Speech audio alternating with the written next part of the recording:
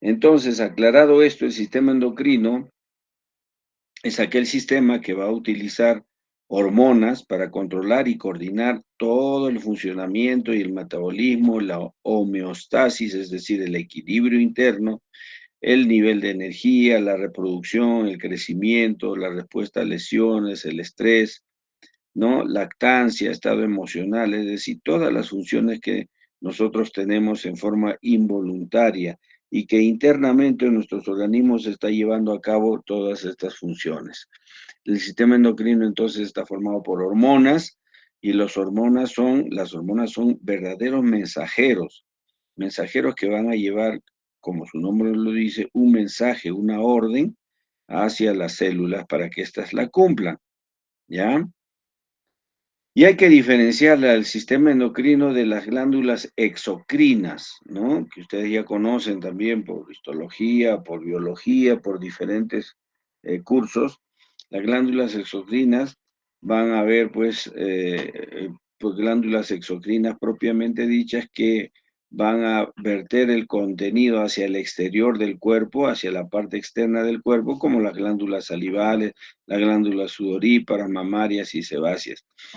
Pero estas glándulas exocrinas se subclasifican en glándulas holocrinas, son aquellas que se autodestruyen parcialmente y cuando es necesario, totalmente, para formar su contenido. Y aquí tenemos las glándulas sebáceas, por ejemplo, ¿no? Las que dan el brillo al cabello, las que dan ciertos olores, ¿no? Y tenemos las glándulas merocrinas, ¿ya? Sus células no se destruyen y su contenido va al exterior por las vesículas que salen por un conducto, ¿no? Y eh, finalmente es vertido al exterior. Mientras que las glándulas apocrinas son aquellas que pierden parte de su estructura, ¿ya? Parte de su estructura, como pueden ver el cursor, ¿se ve el cursor?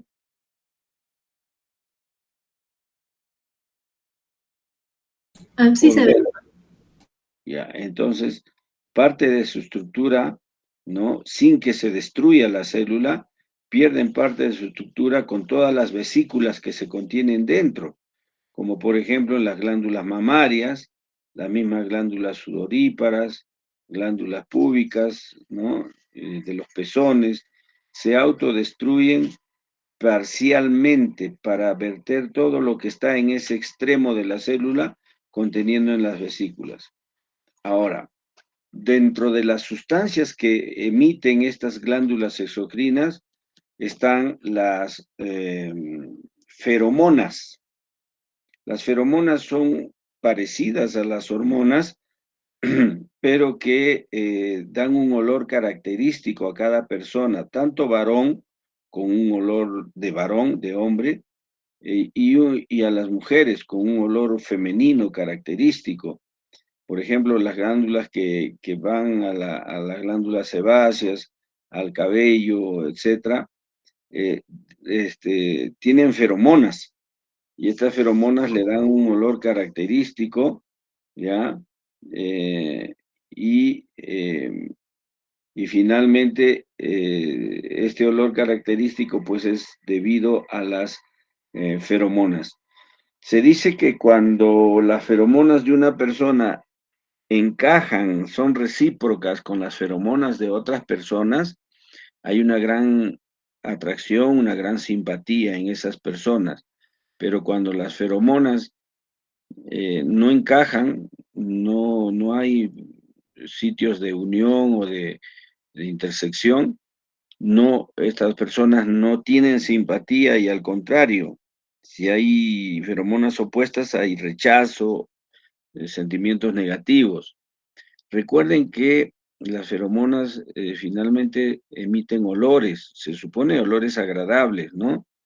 Y los animales de la escala zoológica inferiores al hombre se reconocen por estos olores, ¿no? Los perros, los animales del bosque, ¿no? Se reconocen entre ellos por estas feromonas e inclusive saben en qué momento la hembra está ya para, para poder concebir, para poder tener descendencia, lo que se llama comúnmente que está en celo. Entonces, estas feromonas cambian de olor que los hace más atractivos al varón, perdón, al macho, en el caso de los animales, y bueno, pues ocurre la reproducción. Entonces, en el varón sucede lo mismo, en la mujer también.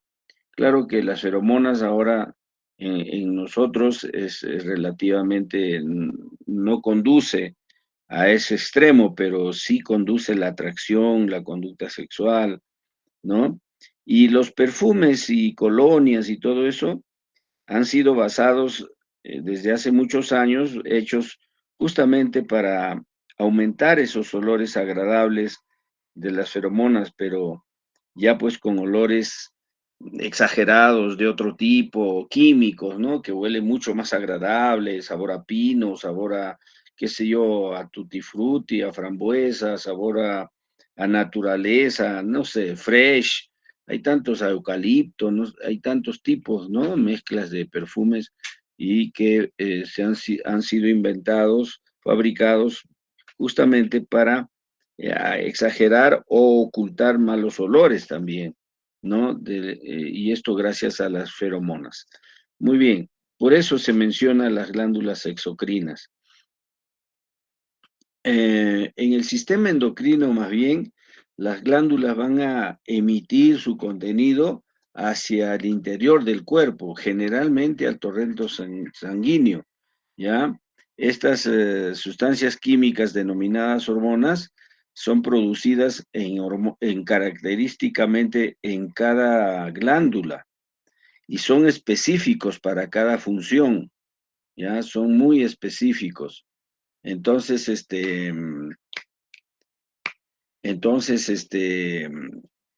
estas hormonas son mensajeros químicos, ¿ya? Llevan una orden, ¿ya? Que se debe cumplir, ¿ya? Deben una orden que se debe cumplir sí o sí, y que provienen pues desde las partes más superiores del encéfalo, ¿no? Como es el tálamo, el hipotálamo, ¿no? Y la glándula hipófisis, que son las glándulas madre, que a partir de ahí nacen una serie de órdenes a las siguientes glándulas, como vamos a ver.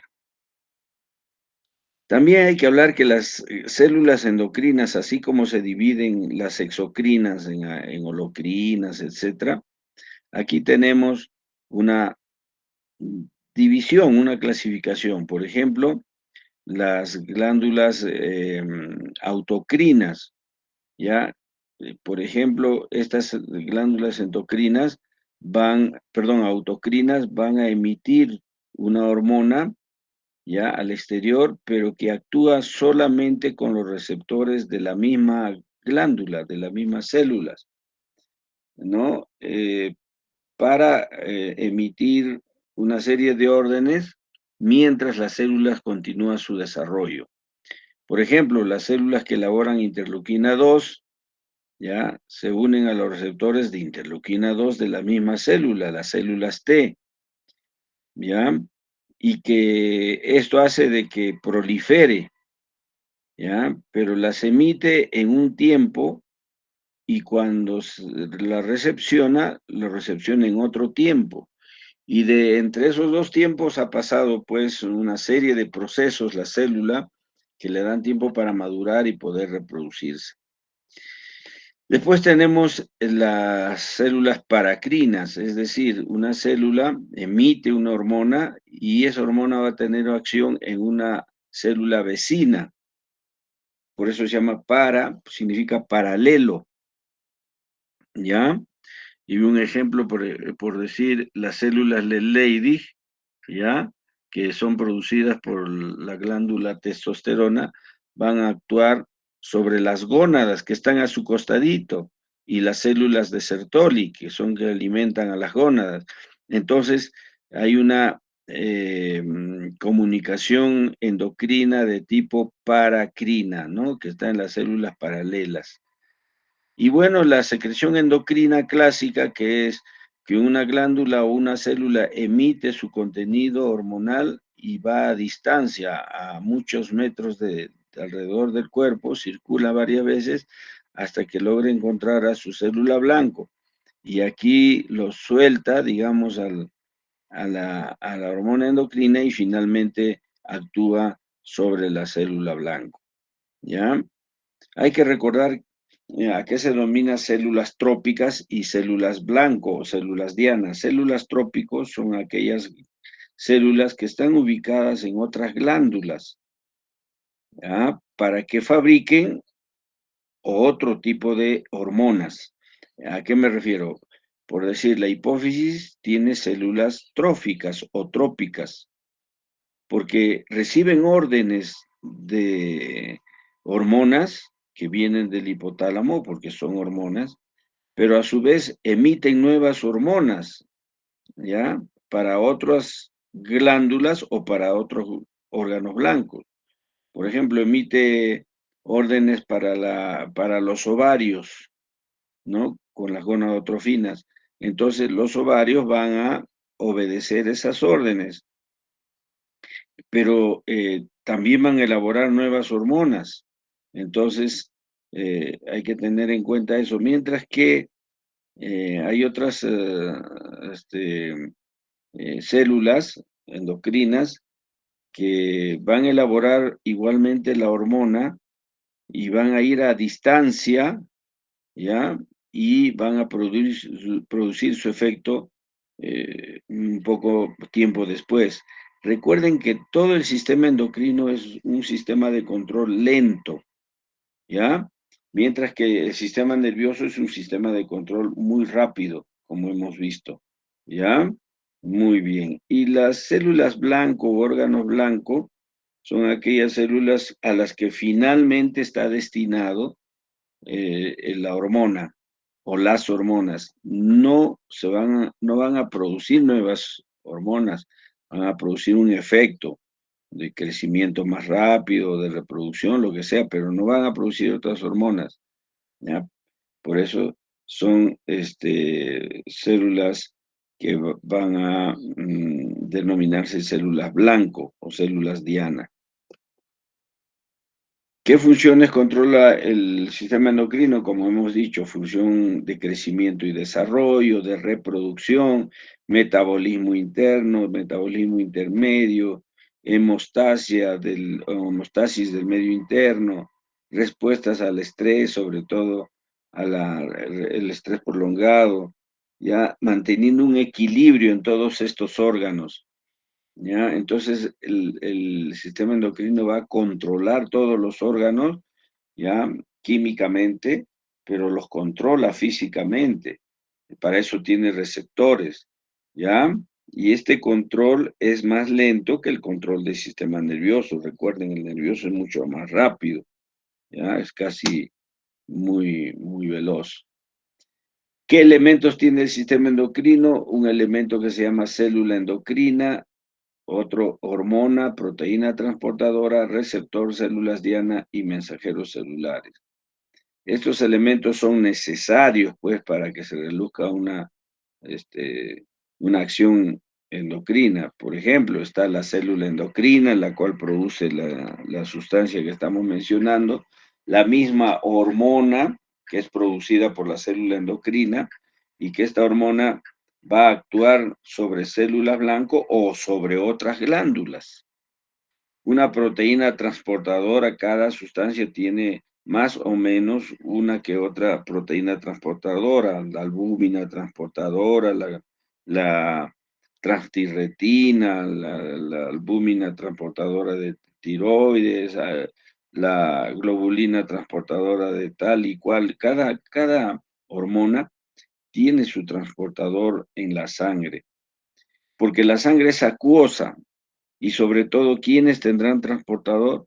Las glándulas, oye, perdón, las hormonas mm, que son lipídicas, porque el lípido no se puede disolver en la sangre, entonces la sangre necesita transportarlo por una secuencia de, de proteínas especiales que están disueltas en la sangre para ese efecto. En este video es un video que amplía muy bonita la clase, léanlo, ¿ya? Entonces, entramos ya propiamente al sistema endocrino. ¿En qué consiste? Consiste que del hipotálamo, que es la parte, digamos, base del cerebro, donde ahí hacen confluencia y sirve de retoma de energías de las neuronas, ya, talámicas, ya, de las neuronas que tienen que ver con las funciones básicas del ser humano, como son dormir, tener apetito, respirar, ¿no? Es decir, todas las funciones vitales están pues en el mesencéfalo, ¿no? El tener hambre, etcétera. De ahí, del hipotálamo, que está acá arriba, va a bajar hacia su contenido a hipófisis anterior, adenohipófisis, porque esta célula tiene células ya recuperadas o células ya activas para el transporte de diferentes sustancias. Entonces, estas células, perdón, estas sustancias que están dentro de estas vesículas van a tener una acción específica, ¿ya? Para cada área. Por ejemplo, en parte de la corteza suprarrenal se produce ACTH, ¿ya? Tenemos la hormona estimulante de tiroides, tenemos la hormona luteinizante o gonadotrofina humana, la hormona luteinizante, ¿ya? Y la hormona del crecimiento, ¿ya? Estas hormonas, como ven, son 5 grandes grupos de hormonas que se van a producir en el hipotálamo y van a ir a la hipófisis. Todavía no hemos hablado del hipotálamo posterior o neurohipófisis. Y ya que estamos mencionando el neurohipófisis, vamos a mencionar que ahí se produce la oxitocina y la vasopresina o antidiurética. Ya vamos a hablar sobre eso para que no se me crucen poco a poco. De manera que el hipotálamo envía hormonas A la hipófisis, de ahí envía hormonas B a las glándulas endocrinas, de ahí a la célula blanco mediante la hormona C.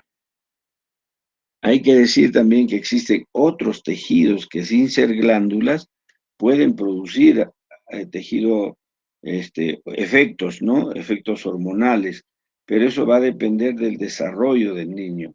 Cuanto más desarrollo tenga, más efectos va a tener. Entre estos tejidos tenemos, por ejemplo, el tejido adiposo, que va a producir leptina, estrógenos necesarias para el embarazo, por ejemplo.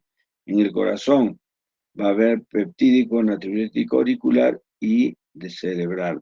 En ellos dos tienes que apoyarte ya para que tengan esos, finalmente los efectos de cada uno, ¿no? Ahora,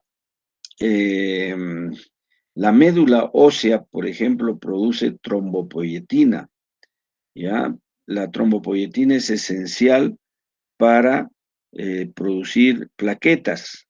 Entonces, sin ser una glándula, la médula ósea produce trombopoyetina, ¿ya?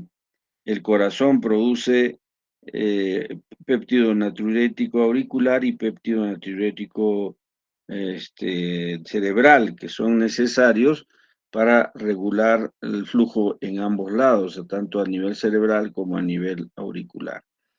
El tejido adiposo, como dije, produce leptina, estrógenos, ya que son necesarios, sobre todo en la mujer que distribuye las grasas, y ahí en ese tejido graso se elaboran estas sustancias.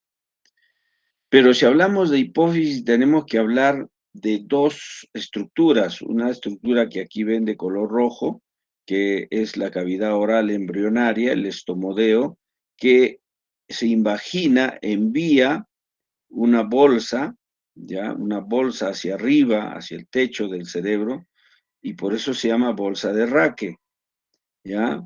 Y el epitelio neurológico, neuronal, que está formando arriba del piso del cerebro, desciende, baja también como una pequeña yema, viaja para unirse con el epitelio que le mencioné, ¿no? Que está introduciendo, del estomodeo se está introduciendo hacia la cavidad craneal, de tal manera que luego se separa y forman la silla turca.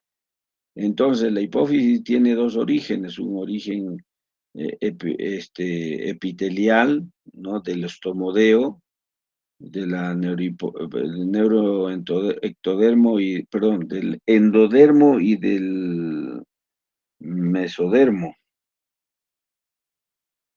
¿ya? Por eso es de que la hipófisis no tiene neuronas y la hipófisis posterior sí tiene neuronas, porque las neuronas que están en la hipófisis posterior son neuronas que vienen desde el hipotálamo y sus axones llegan, solo axones. Dentro de la neurohipófisis no hay neuronas de ese tipo, ¿ya? Hay sus axones. Y es por eso, aquí tenemos un esquema, ¿ya? Que existe un sistema hipofisiario, portal o portal hipofisiario. ¿Qué quiere decir?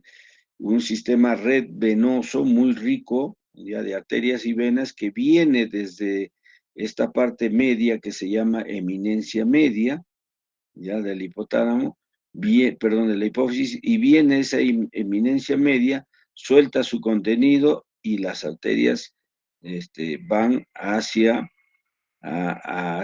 las células que están en la hipófisis anterior para llevarles las hormonas liberadoras que se liberan aquí en el hipotálamo, ¿ya? Y como no hay neuronas que lleguen hasta el final, si no se quedan a medio camino por su origen, entonces tiene que haber un sistema arterial que lleve todo ese contenido nutritivo en venas, en arterias, etcétera, para que ustedes puedan utilizarlo, ¿no?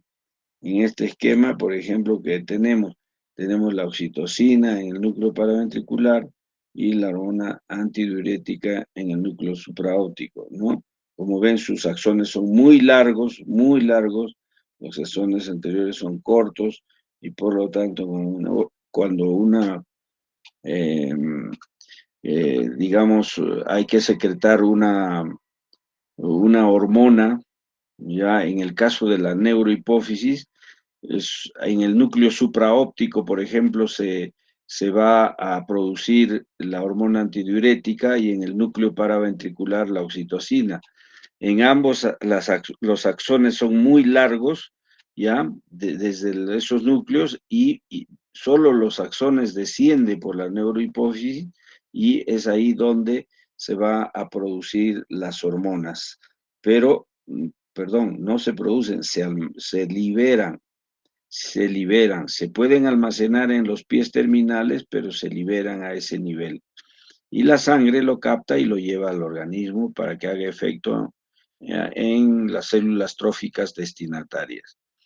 Por otro lado, el sistema porta de la hipófisis recoge todo lo que las neuronas pequeñas que vienen de núcleos aledaños, trayendo hormonas del crecimiento, hormonas folículo estimulantes, etcétera, ya factores liberadores de esas hormonas, entonces van a liberar esos factores y la sangre lo succiona y lo lleva a la hipófisis anterior, que está muy irrigado. Y es por eso que la hipófisis puede hacer efecto a todas las órdenes que vienen de la hipófisis del tálamo y del tálamo. A ver. Y aquí vemos el sistema portohipofisario. Son células, miren, verdaderas redes de vasos sanguíneos. Y justamente cuando por algún motivo, sobre todo las hemorragias maternas del embarazo, se dan, el sistema porta sufre un espasmo para predominar la sangre que está ahí hacia el cerebro, pero al ocurrir espasmo le corta la llegada de sangre y oxígeno a las células de la hipófisis, a todas, y se mueren. Y se mueren y la persona queda sin los efectos de ninguna hormona. Eso se llama síndrome ¿recuerdan? Síndrome Sheehan. de Sheehan, ¿ya? Muy bien. Entonces, recordemos que de todas las células que se fabrican en la hipófisis anterior, que van a fabricar hormonas, se diferencian ligeramente por su tipo de color.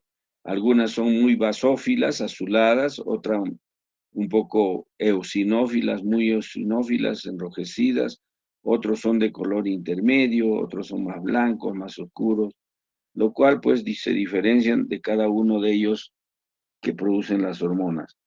Por ejemplo, un 5% de todas estas células van a producir hormona estimulante de la tiroides, o sea, son pocas las células. De todas estas células, un 10% van a producir hormona estimulante de la corteza suprarrenal, o también llamado corticotrofa, ¿no? Un 10% van a producir, al igual que, perdón, 20% van a producir la folícula estimulante y la luteinizante, ¿ya? Un 20% producen folículo estimulante y luteinizante, un 20% de estas células. Y de estas células, 10 a 30% producen prolactina, ¿ya? Y un 50%, o sea, la mitad de las células producen hormona del crecimiento, ¿ya? Del GH. Entonces, esta hormona del crecimiento, acá se pone el hígado como representante, pero actúa en el crecimiento. Y acá están los núcleos, los diferentes núcleos talámicos que liberan diferentes tipos de hormonas, ¿no? Por ejemplo, el núcleo paraventricular, al costadito se libera pues el, el TH, que es la hormona que se va a encargar, la hormona liberadora que se va a encargar de liberar a los estimulantes de la tiroides. Tenemos el IGF, que es muy parecido a la insulina, pero que es mucho más potente y que activa mejor, ¿no? Eso se llama GH. Y después tenemos las hormonas diferentes, ¿no? Como las adrenocorticotrofas, que son en realidad glándulas suprarrenales que van a utilizar, eh, van a recibir la sangre que viene, ¿no? Para producir sus hormonas. Entonces son células glandulares de tipo tróficas, ¿ya? Y así podemos seguir hablando, ustedes lo pueden leer de los de respectivos núcleos. Pero dos núcleos no se deben olvidar. El núcleo paraventricular que se elabora la oxitocina y del núcleo del núcleo supraóptico que se va a elaborar la hormona femenina, eh, perdón, la hormona oxitocina, pues, ¿no? Que es femenina, ¿no? La oxitocina. Este esquemita es solo para ver, miren, aquí todo este es el tálamo, ¿ya? Y esta estructura que separa el sistema nervioso de la hipófisis se llama eminencia media. Eminencia, porque acá hay una eminencia media, ¿ya? Entonces, eso es importante. ¿Por qué? Porque aquí está la estructura de la eminencia media. Tienen que atravesar la eminencia media para dejarlo en la hipófisis. ¿Ya? Por ejemplo, la estimulante de la tiroides, la hormona estimulante de las gónadas, la hormona del crecimiento, la somatostatina, ¿no? La corticotrofa, etcétera, y la dopamina, que es inhibitoria, todas ellas van a cruzar la eminencia media para poder ser llevadas a la hipófisis anterior, ¿ya? Mediante,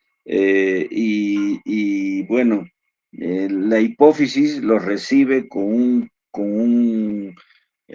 sistema G, ¿no? Segundo mensajero.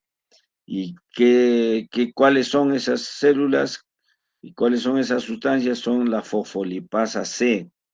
Esta fosfolipasa C, como ustedes saben, va a utilizar como segundo mensajero al inositol trifosfato y al diacilglicerol.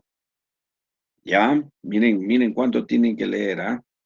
Bueno, y llega a la hipófisis. La hipófisis que va a producir hormona estimulante de la tiroides, las gonadotrofinas, que son folículo estimulante y luteinizante, la adenocorticotrofa, la somatostatina y las células lactotróficas, ¿no? Que van a producir la hormona respectiva. Cuando estos llegan a su órgano blanco o producen un efecto con sus células también ligadas a proteína G, ¿ya? Y que son receptores que van a activar a la adenilciclasa.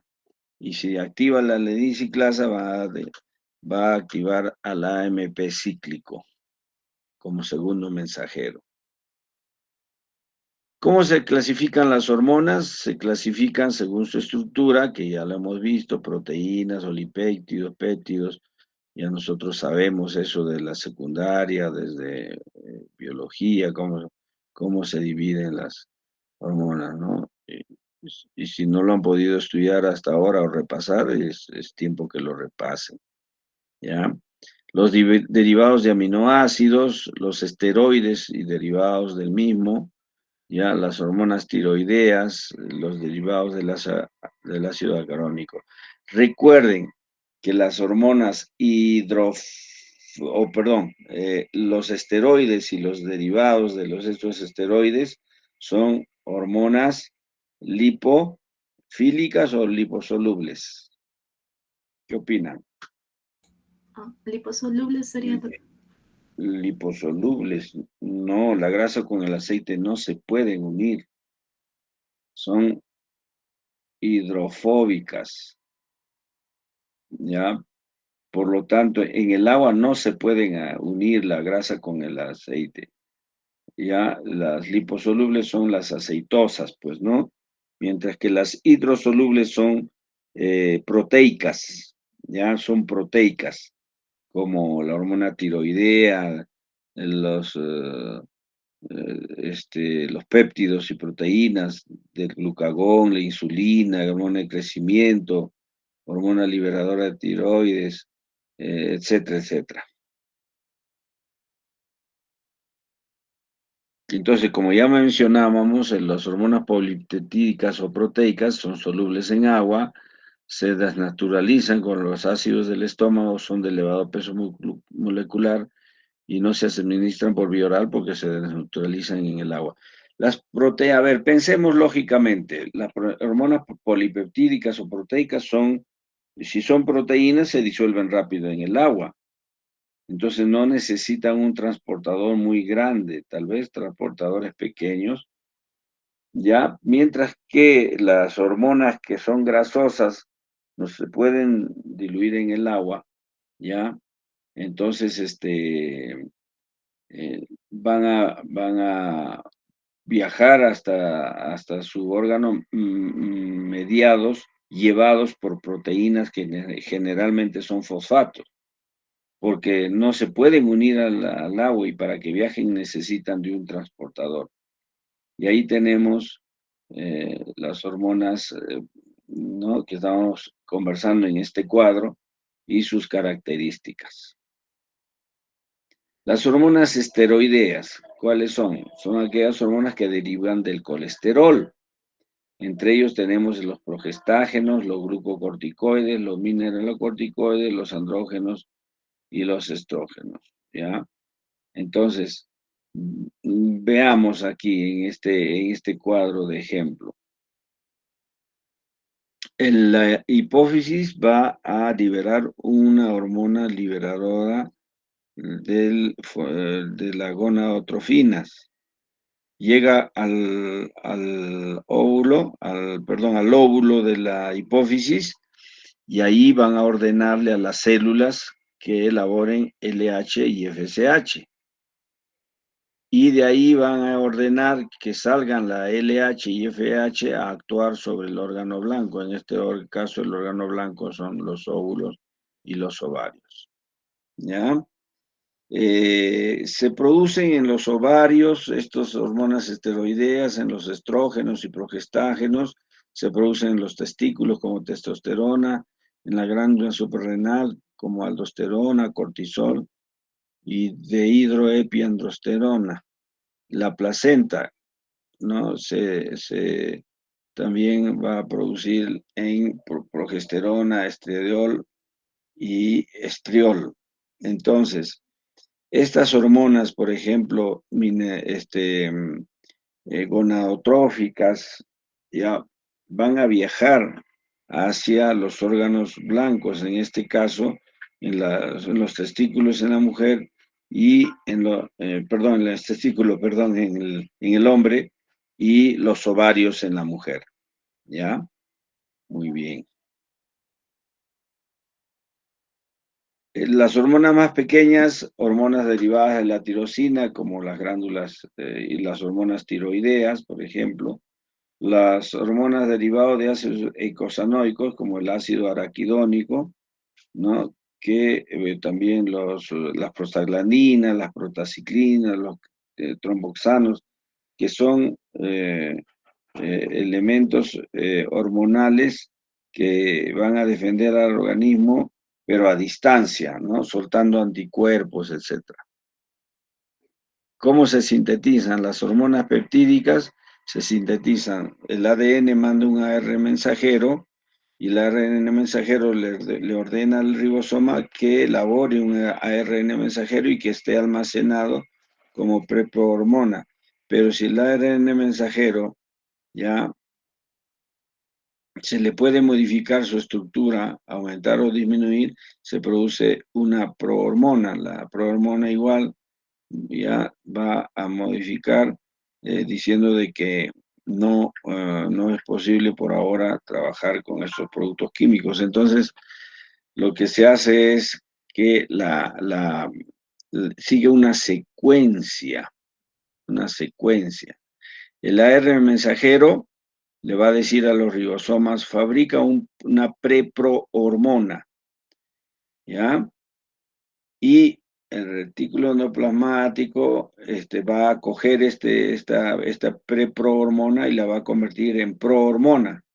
Y el aparato de Golgi lo convierte en hormona químicamente activo, ¿ya? Que lo secreta mediante vesículas. Las hormonas esteroideas, ¿de dónde y cómo se elaboran? A partir del colesterol. Específicamente, pues, el colesterol va a dar origen, mediante una cadena de reacciones en la corteza suprarrenal, a la aldosterona, estradiol, progesterona, cortisol, ¿no? Testosterona, ¿ya? En ese sentido.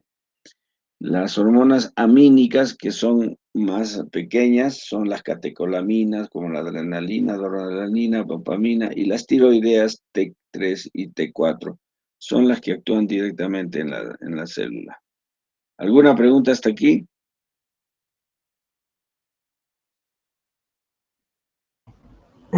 Doctor, ¿me escucha? Sí. Bueno, yo tengo una pregunta sobre eso, es más que nada una duda, porque según lo que estudiamos la clase pasada, las hormonas tiroideas dice que la T3 y la T4 dice que tienen naturaleza peptídica, pero según lo que nos acaba de comentar también hace un rato, se supone que son hormonas aminoácidicas porque son derivados de la tirosina. Así que Así no es. entiendo exactamente cuál es su clasificación. ¿Son peptídicas o aminoácidicas?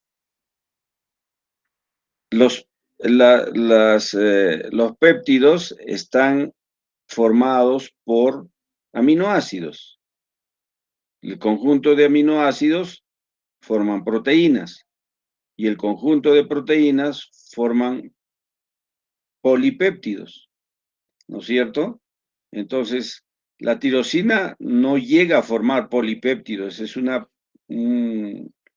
conjunto de proteínas muy pequeñas que están formados por 97 moléculas de tirosina y el resto de yodo. Entonces, son moléculas muy pequeñas que pueden viajar en el torrente sanguíneo porque son hidrofílicas, pero necesitan de una proteína transportadora porque son pequeñas y son tan pequeñas que las células la pueden tomar rápidamente y si bien es cierto, salen de la tiroides, al salir no pasaría ni 20 centímetros y ya estarían consumidas, ¿no? 20 centímetros de viaje a través de la aorta, ¿no? O de la tiroides y de las carótidas, ¿ya? Entonces no duraría su acción.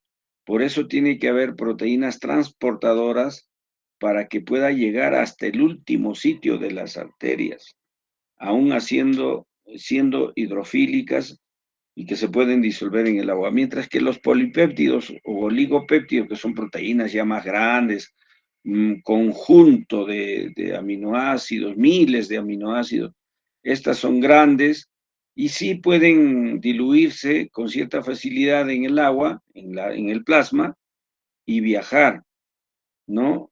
Ya eso lo vamos a hablar en estos momentos, enseguida, ¿ya? Entonces, las hormonas polipeptídicas, como acá ves, ya, son solubles en agua.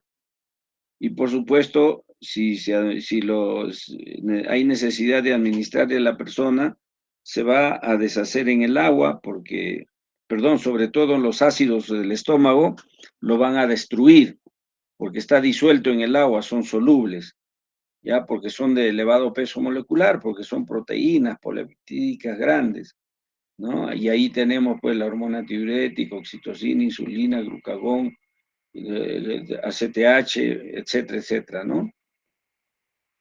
Mientras que las hormonas esteroideas, por su naturaleza grasosa, de origen grasoso del colesterol,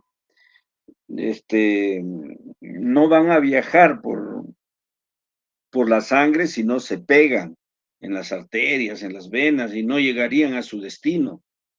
Entonces tienen que tener proteínas transportadoras, con generalmente fosfatos, que lo hagan llevar hasta el órgano blanco o hasta la otra glándula trófica que produce otra hormona, ¿ya?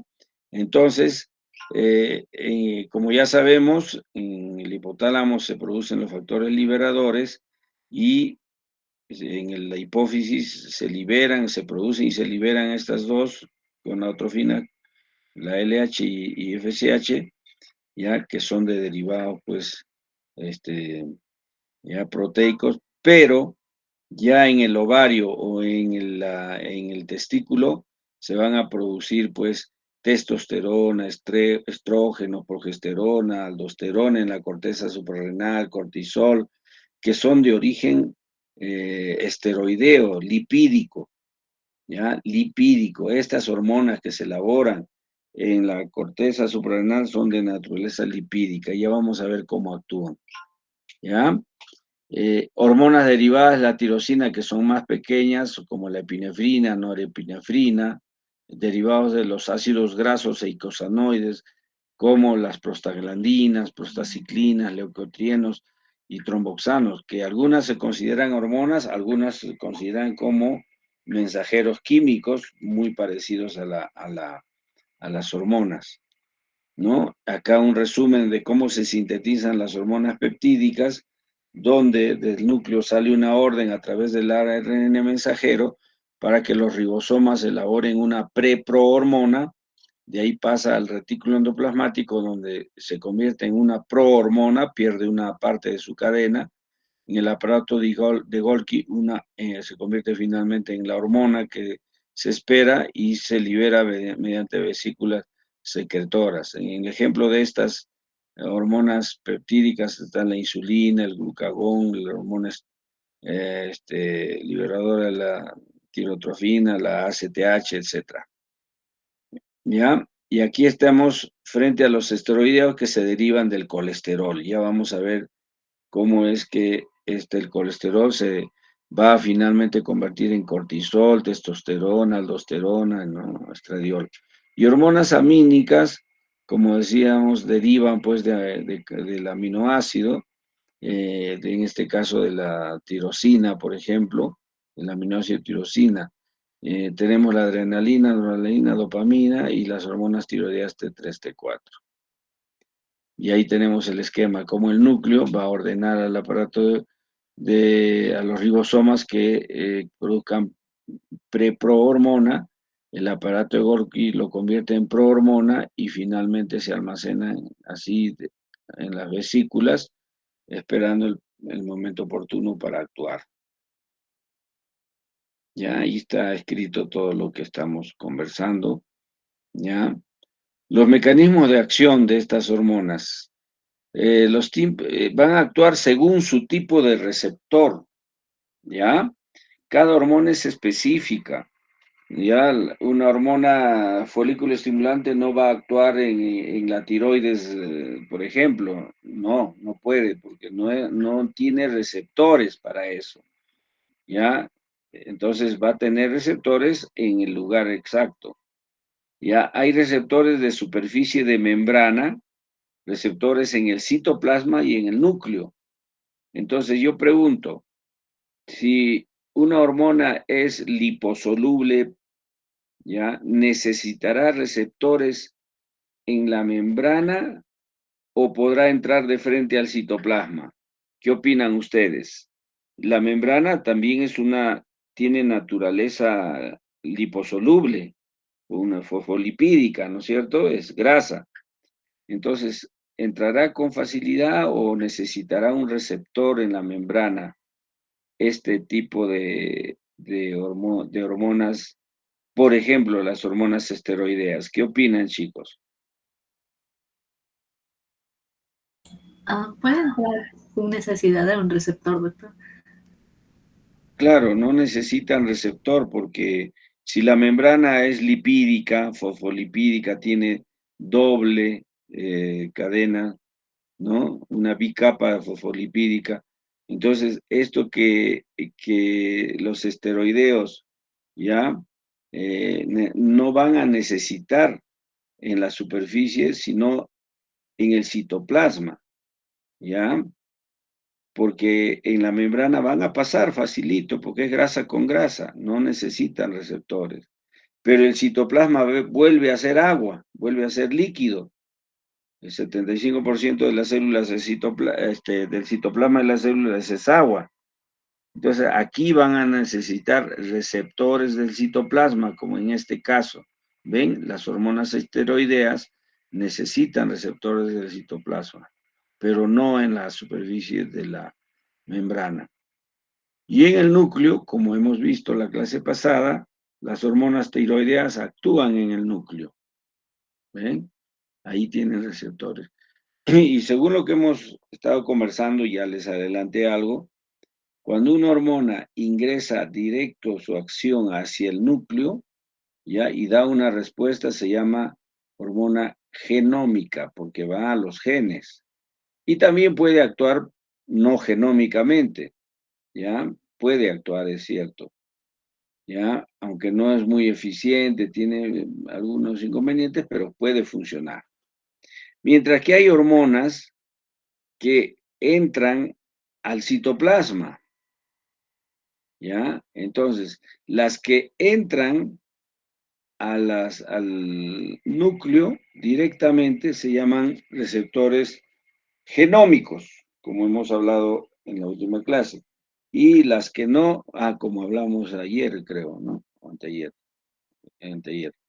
Y las no genómicas son aquellas que van a estimular vía segundo mensajero para utilizar las proteínas ya que existentes y solo la van a modificar para acelerarla, para unirla con otra hormona, etcétera, etcétera.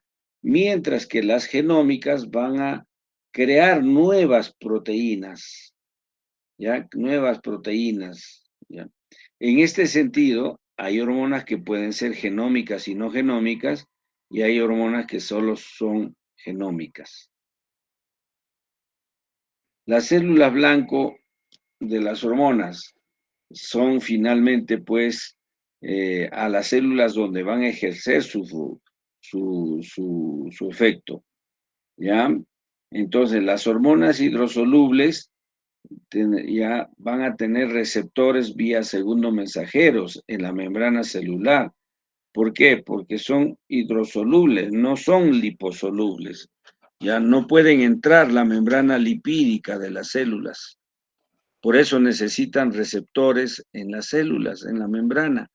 Y vía segundo mensajeros van a producir una serie de efectos ya en la célula.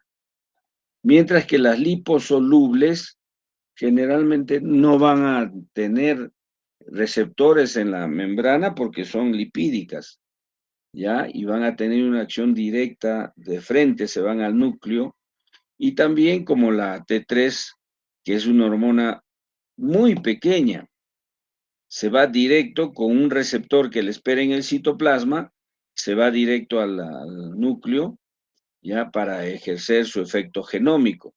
Y como hemos dicho, al igual que las liposolubles, tienen su cualidad de producir nuevas proteínas para incrementar la actividad enzimática con nuevas enzimas, para incrementar nuevas mitocondrias, para producir nuevos efectos con más energía, ¿ya? Las no genómicas, ¿no?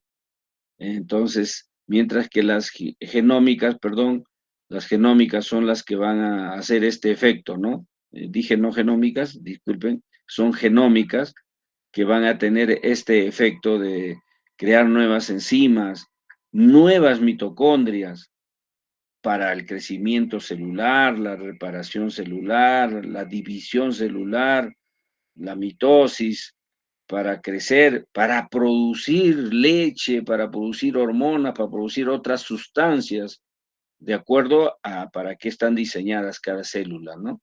Entonces, las liposolubles, al igual de cadena pequeña como la T3, pueden llegar directamente a los genes con un efecto genómico. ¿Y cómo se controlan las glándulas para que produzcan su efecto?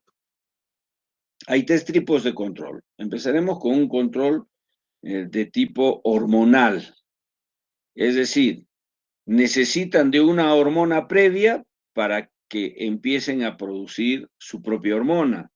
Ejemplo, la misma hipófisis. Otro ejemplo, la tiroides, que necesita de otra hormona.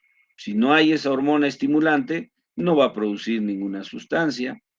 La corteza suprarrenal, que necesita de hormona estimulante para producir sus propias sustancias.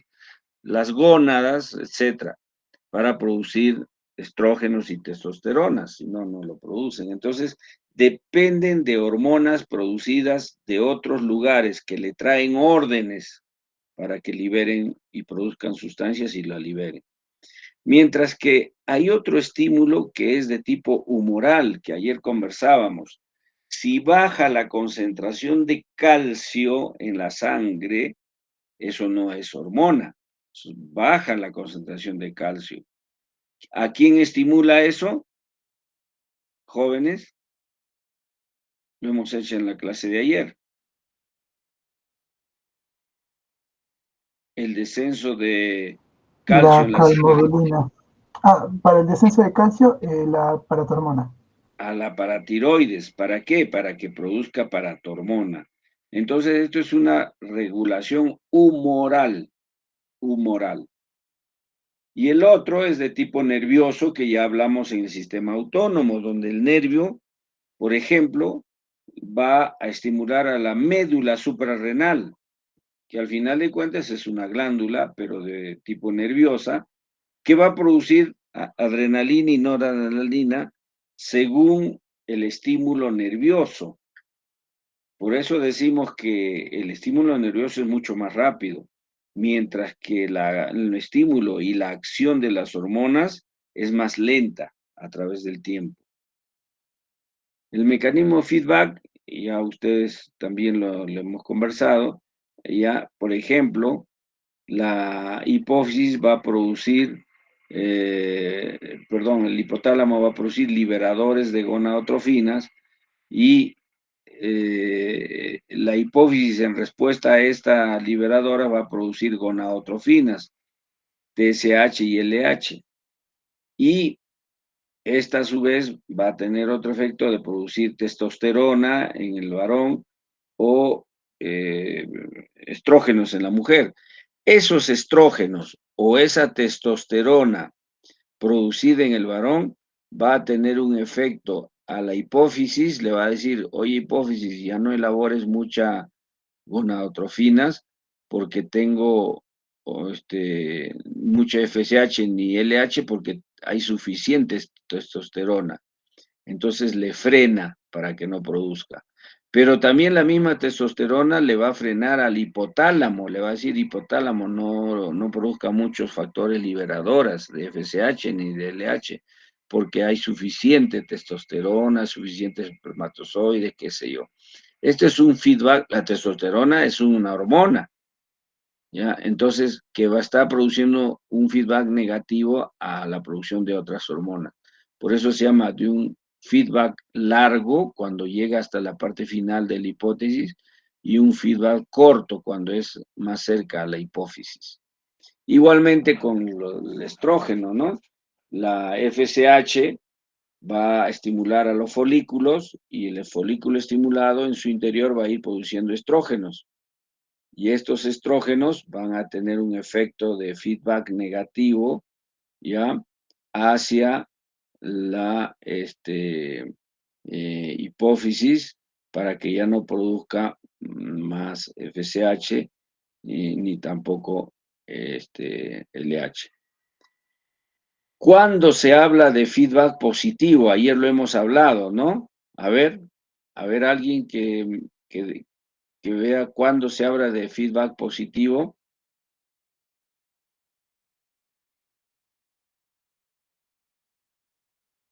Jóvenes, Con la prolactina, doctor.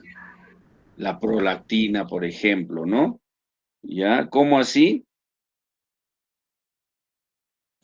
Mientras haya más estímulo, va a haber más generación de leche materna. Ya. Y cuanto haya más progesterona, se va a ir produciendo más prolactina. Tú sabes que al final del embarazo se está produciendo más progesterona y por lo tanto va produciendo más prolactina. O sea, eso se llama feedback positivo, ¿no es cierto? ¿Ya? Y en el ciclo ovárico, en el ciclo menstrual, ¿no? La FSH va a producir un estímulo de feedback positivo a medida que aumente el FSH, ¿ya? Para que a medida que pasa el ciclo menstrual, el ciclo proliferativo, va a llegar un momento en que va a estimular a la salida del LH, a la producción y salida rápida del LH, produciendo la ovulación. Entonces ahí hay un feedback positivo, ¿no? Muy bien. ¿Cómo se eliminan una vez que han sido utilizadas las hormonas? Se destruyen metabólicamente al tejido donde llegan, al órgano blanco, se unen a los tejidos, ya se quedan en el interior, ¿no? O es excretado por la bilis a nivel hepático que desintegra y lo convierte en bilis, o se elimina por el riñón a través de la orina. Un caso especial de la hormona del crecimiento. La hormona del crecimiento se libera igualmente en la hipófisis como hormona del crecimiento. Ustedes ven aquí unas bolitas de color azul. Esa es la hormona del crecimiento.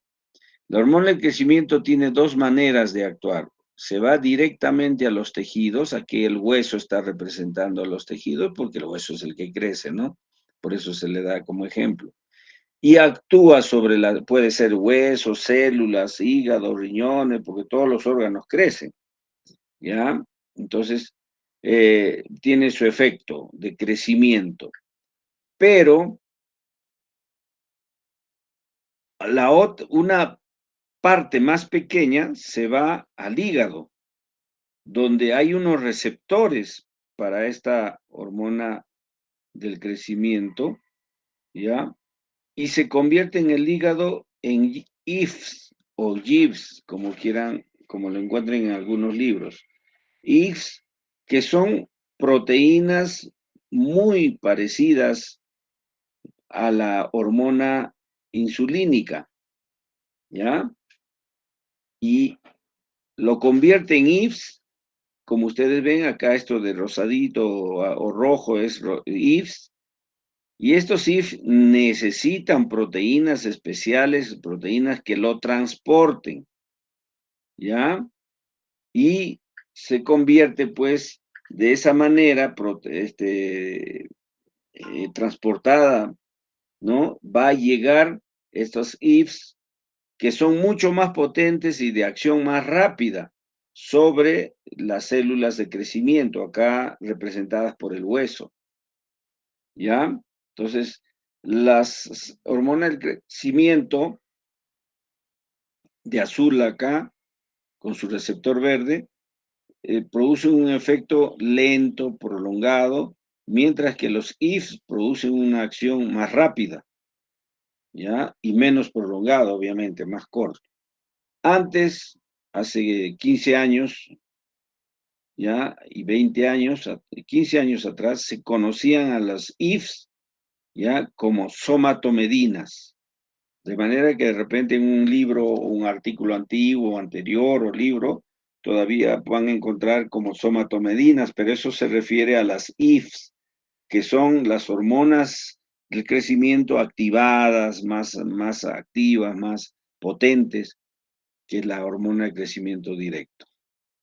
Hecho esta aclaración, vamos a ver en dónde actúan las hormonas del crecimiento, en todo el cuerpo. No hay lugar, si no fuera por la hormona del crecimiento, pues no habría crecimiento de las células para reponer ya a las células del hígado y a su vez para estimular la síntesis de proteínas, de gluconeogénesis, de nuevos ARN en las células, en el músculo para que capten más glucosa, para que haya más acción, para que se incrementen las proteínas a partir de los aminoácidos en el músculo, para que desarrollen más músculo, la síntesis de proteína en el tejido adiposo, no van a captar la glucosa, sí va a estimular la lipólisis, ¿para qué?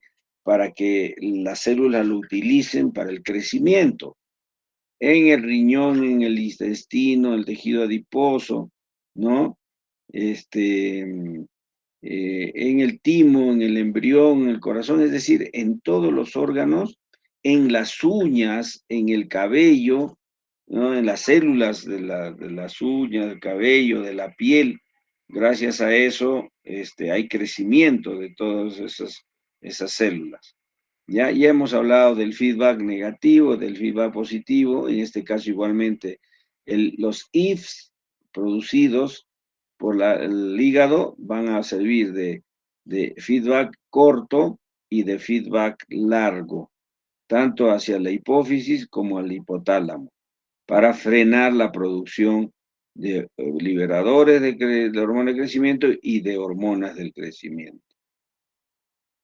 ¿Ya? Bueno, en fisiopato lo van a ver esto con más detenimiento, pero esta es la acromegalia, que es cuando hay un tumor en la hipófisis, acá está la hipófisis, ¿ya? Pero esta hipófisis son de células que producen hormona del crecimiento. Recuerdan, en porcentaje, ¿qué porcentaje del cuerpo produce, perdón, de la hipófisis, qué porcentaje de esas células producen hormona del crecimiento? 50%. El 50%, la mitad de esas células. Por eso es fácil que pueda surgir un tumor proliferativo de esas células y producen exageradas cantidades de hormona del crecimiento. Y si eso ocurre en personas pasadas ya la juventud, ya si es en personas jóvenes, produce gigantismo, ¿no? Entonces, en las personas mayores, ¿qué produce? Ya no puede crecer porque ya no hay cartílago de crecimiento. Por lo tanto, los huesos se ensanchan, las manos se hacen ásperas, gruesas, ¿no? Los huesos de la mano se engruesan, los huesos del radio y cúbito se hacen más anchos, más gruesos, los huesos del pie también se hacen anchos y ya no le entran los zapatos, ¿no? Los cartílagos se hacen más anchos, más gruesos, por lo tanto el hombre cambia de voz, también es la mujer, tienen una voz característica, la mandíbula es ancha, el mentón se pone ancho, la cabeza tiene cierta característica, los huesos planos de la cabeza se ponen más gruesos, eso es la acromegalia por el exceso de hormona de crecimiento.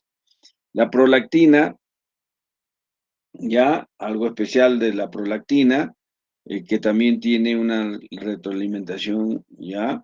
¿En qué sentido? A ver, la prolactina cuando la mujer entra en gestación empieza a producirse en cantidades normales, pequeñas, para ir estimulando ya el desarrollo mamario, ya, el desarrollo mamario.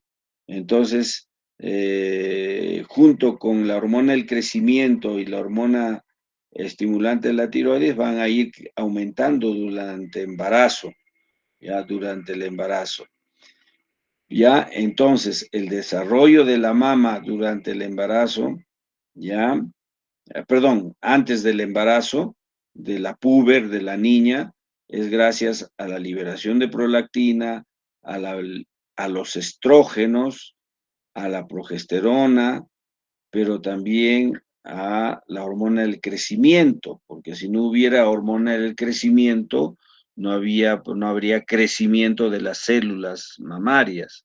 Cuando la mujer entra en el embarazo, como les decía, se activa más el crecimiento, o sea, hay más hormona del crecimiento, por supuesto, los estrógenos y la progesterona propiamente del embrión y del feto estimulan más, y la prolactina, si ustedes ven la flecha a este lado izquierdo es delgado, en el lado derecho es más grueso, que quiere decir que aumentan todas estas hormonas ya para producir el aumento de las glándulas mamarias. Cuando la mujer entra en la lactancia del niño, del recién nacido, la prolactina obviamente tiene que producirse en cantidades industriales para producir leche.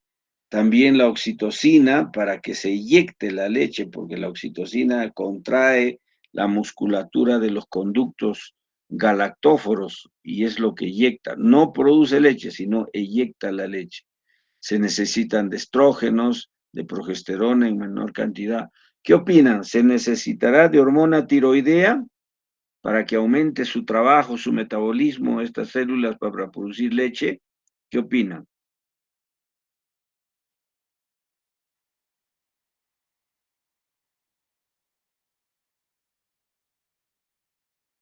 Jóvenes, no están, ¿no? Sí, doctor. Claro. ¿Ya? Además que ¿Qué otra hormona creen que pueda coadyuvar en producir leche? ¿Qué dicen de la... los propios estrógenos y la progesterona. Claro, ¿qué opinan de la calcitonina para que introduzca calcio? ¿Ah? Porque la leche tiene mucho calcio. ¿Qué opinan de la hormona del crecimiento que acabamos de decir, para que aumente, crezcan, siempre esté en crecimiento la glándula mamaria, porque las células acinosas que producen leche se van destruyendo. Hemos visto que son células que tienen esa característica que se destruyen parcialmente. Entonces tienen que producirse nuevas células y eso lo hace la hormona del crecimiento. Las hormonas tiroideas, como acabamos de decir, para aumentar su metabolismo y su producción de leche. ¿Qué opinan de la insulina? ¿Aumentará la insulina en la mamá? Para que entre el azúcar a las Es, células que se requiere. sí, Insulina. doctor, porque sí. Claro, entonces, ¿qué quiere decir? Si bien es cierto, acá hay hormonas representativas, en realidad para la lactancia es multihormonal. Estamos hablando de la lactancia. multihormonal, porque casi todas las hormonas intervienen para que la mama esté con gran producción de leche. Recuerden que el niño, desde que nace hasta que tenga 6 meses o al año que se recomienda la lactancia mínima de año, y lo ideal 1 año, 6 meses, imagínense, cada día va a necesitar más leche y por lo tanto cada día la glándula mamaria tiene que producir más leche y por lo tanto necesita el aporte de todas las hormonas. Por eso, miren, hormonas coadyuvantes para la producción de leche, hormona del crecimiento, T3, T4, insulina. Acá falta pues la calcitonina, ¿no? Que para que deposite calcio en la leche, ¿no? Y así, ¿ya? Entonces, piensen en la lógica, qué es lo que tiene la leche y cómo está trabajando la glándula mamaria durante la lactancia. Para que se produzca leche, para que se produzca prolactina y para que se produzca oxitocina, sobre todo, se necesita el reflejo de succión del niño. Cuando nace, el niño succiona. Y ese reflejo de succión va a estimular al hipotálamo para que se liberen todos los factores liberadores, se produzca más leche y se eyecte la leche. Recuerden que la oxitocina eyecta la leche y contrae el útero, ¿ya? Entonces, eso va a hacer de que eyecte la leche mediante la succión del niño. Pero recuerden que para que esto suceda, todavía desde que nace el niño hasta que salga la leche en chisguete, en cantidades necesarias, tienen que pasar 72 horas desde que nace el recién nacido. Y en esas primeras 72 horas, la mujer no va a tener cantidades suficientes de leche, solo va a tener una leche muy especial que se llama calostro, que lo poco que sale es más que suficiente para alimentar a ese recién nacido los primeros 3 días. Por eso es que el recién nacido en los primeros 3 días llora y llora y llora y la mamá se desespera, doctor, no tengo leche, me sale poquito.